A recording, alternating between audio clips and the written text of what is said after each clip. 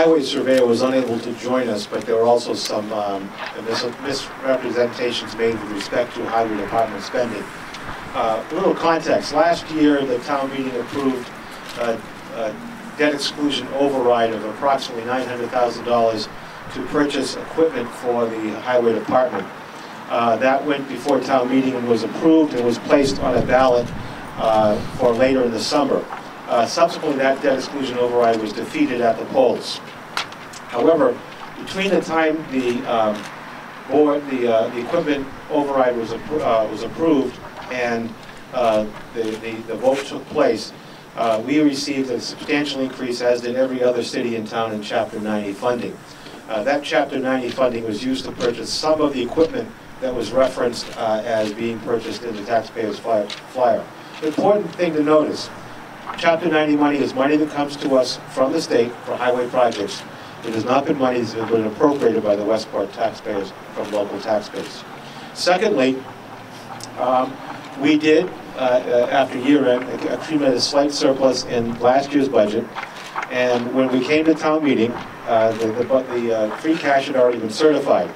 The Finance Committee recommended against some of the items that were on the special meeting warrant on December 16th, including this, but the highway surveyor went up, petitioned for free cash to buy 3 trucks, and that was subsequently appropriated from free cash against the recommendations of the Finance Committee, but with the concurrence of town meeting.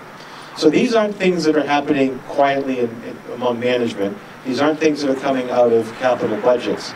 These were things that were authorized by broad participation in the town meeting and with adequate and full notice given to the taxpayers. And now, finally, for some truth gleaned from the letter.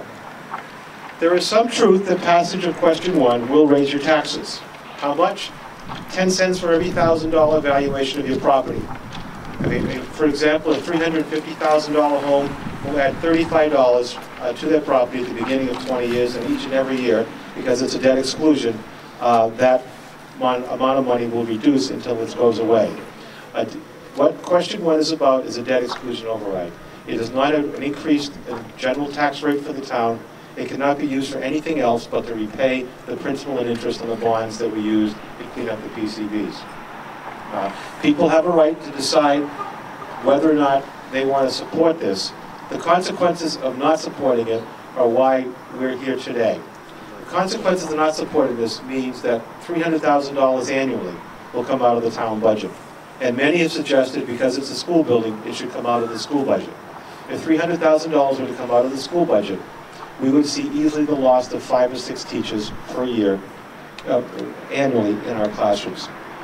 This is a district where class size is running between 25 and 27, and if we were to absorb a cut of this magnitude, and not this coming year, but next year, we would be looking at class sizes in some of the lower grades of over 30 students per class.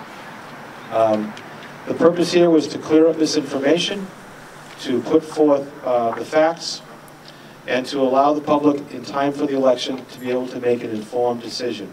All of the people here, and myself included, are elected or appointed officials or volunteers. Our numbers are published. Our departments know how to reach us.